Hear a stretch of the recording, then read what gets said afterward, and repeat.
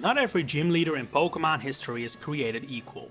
Some make their inspirations abundantly clear, like we've seen in Galar and Paldea, while others are much more subtle or even unrecognizable due to changes made during development. Today, I want to take a look at an assortment of gym leaders from all over the Pokémon world and dive deeper into the inspirations behind their designs. We're gonna start in Kalos with Valerie, gym leader of Lavur City. Her design immediately stands out, with a costume that's quite out there even by gym leader standards, and eyes that do not exactly look human to further cement the fairy tale influences. Now, she is a fashion designer after all, so these out there choices make sense. But X and Y actually reveal her entire outfit weighs over 30 pounds, or 15 kilograms, which is incredibly heavy. That said, if you think this is some unrealistic Pokémon logic, I'm sorry to say you're wrong, as the heaviest dress in the world is this wedding dress, which weighs over 400 pounds, as much as a Tyranitar. Valerie's self-made dress does not come even close to that. It only weighs as much as a Xatu, but it is worth a lot, as Pokémon Masters reveals it costs about 2 million Pokédollars to make. The style of the dress is based on a Japanese fashion style, known as Furisode.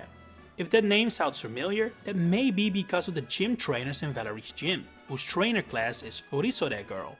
Furisode is a style of kimonos, characterized by their long sleeves, something Valerie has in abundance, I would say.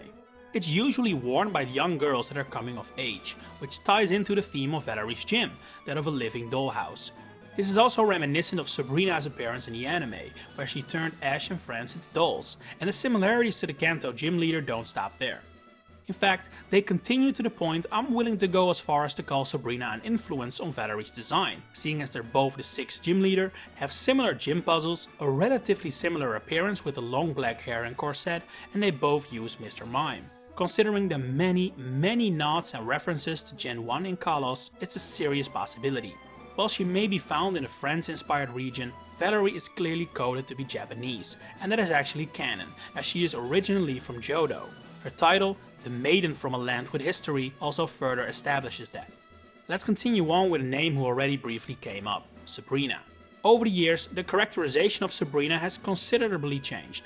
These days, she is known as a famous actress, and her redesign in Heart and Soul Silver also portray her as a fashionable young woman, albeit one with psychic abilities. However, this was not always the case. As you may know, the original Red and Blue show her holding a whip, a leftover from an early point in development where Pokémon trainers would use more violent means to control their Pokémon.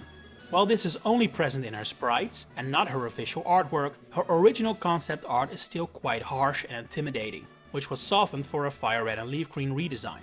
Interestingly enough, her headshot from the game shows her wearing a green shirt, reminiscent of an army blouse. In fact, a similar color can be seen in Lieutenant Surge's headshot as well as in Blaine's. While that may seem like a coincidence, Blaine's original design, as revealed by designer Ken Sugimori, was based on an army general, before eventually switching into the mad scientist we know now. This can also be seen in leftover sprite data in the game. These changes may have been done late in development, as what is now Blaine's sprite was originally the sprite for the scientist trainer class. So that's possibly 3 army-inspired gym leaders. So what? Well, in the Pokémon Adventures manga based on the original Red and Green, Sabrina and Surge, as well as Koga, are Team Rocket generals, while Blaine used to work for them as a scientist. This is merely speculation, but is it possible this trio were originally intended to be a part of Team Rocket? If so, Sabrina's whip may provide another clue, as Team Rocket grunts are one of the few trainer classes left in the game to use one. Then again, so do Ace trainers, so maybe that's the inspiration, to show Sabrina serious business. Who knows? One character who's Team Rocket through and through, no doubts about it, is Giovanni. He is of course designed to resemble a mafia boss, a design which is kept even if he gives up his title and returns to his gym. That said, it appears this plot twist was a late addition to the game, as early concept art and leftover data suggest another character altogether was supposed to be Viridian City's gym leader. Meet Jujiro, the original first gym leader of the Pokémon franchise, before he was removed and Brock in Pewter City was made the first gym leader instead. As you can see, Jujiro's pose bears a striking resemblance to Giovanni's, which might suggest he's an early version of him, but that's not the case. Giovanni, in his role as Rocket Boss, has always been present in the game's data, but merely as a standard trainer as opposed to a gym leader. Time to continue on to another region. So how does Sinnoh sound? I want to start here with Crasher Wake, a character that has always confused me ever since I was young.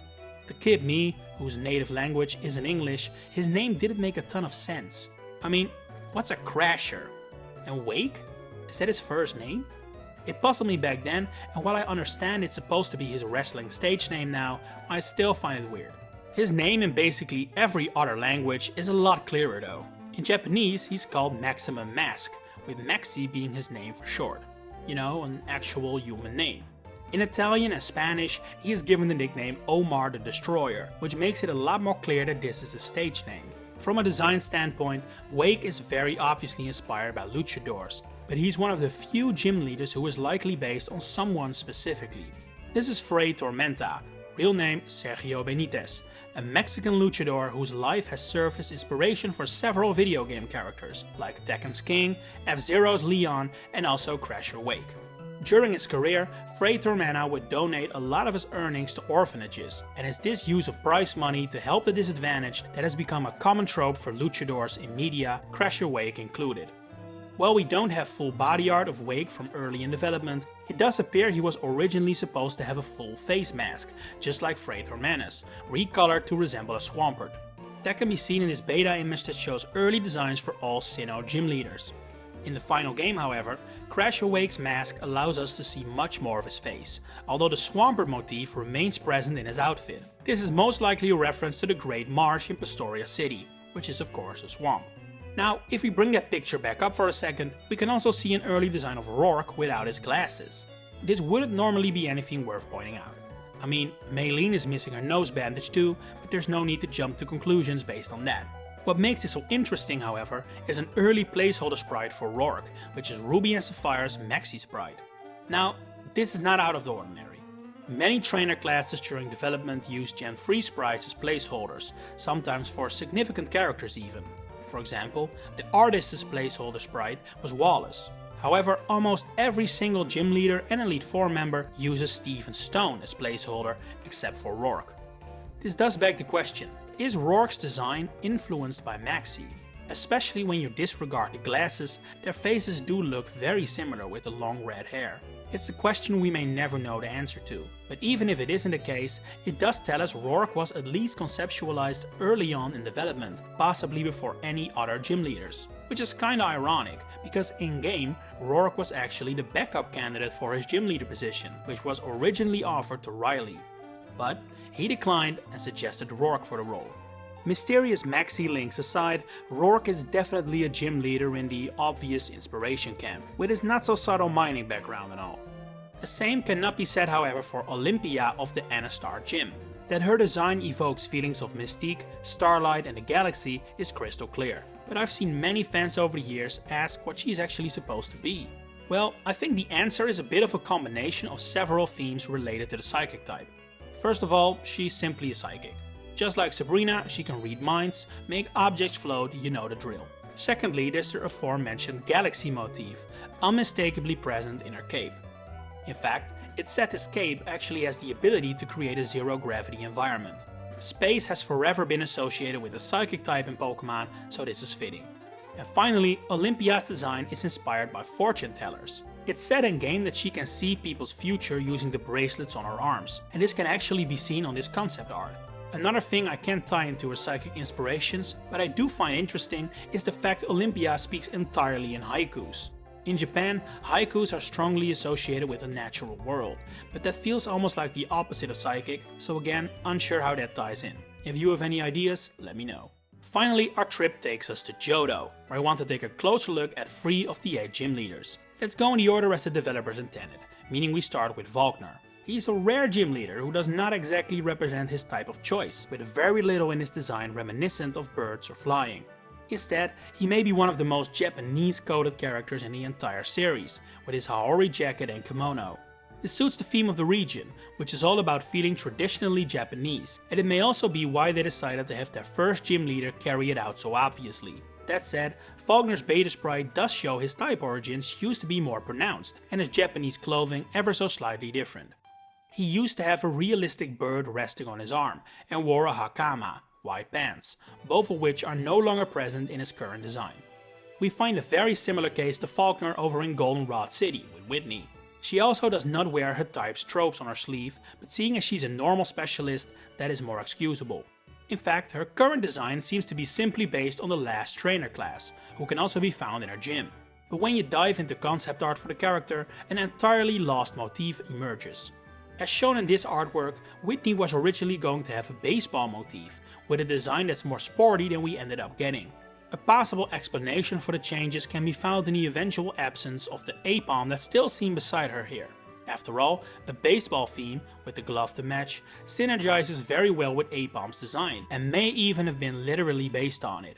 In fact, it can be assumed A-palm may have originally been part of Whitney's team, possibly as Ace, but also possibly in Clefairy's place. As we are all well aware, the Ace role eventually ended up going to Miltank instead, meaning a redesign of Whitney was believed to be necessary.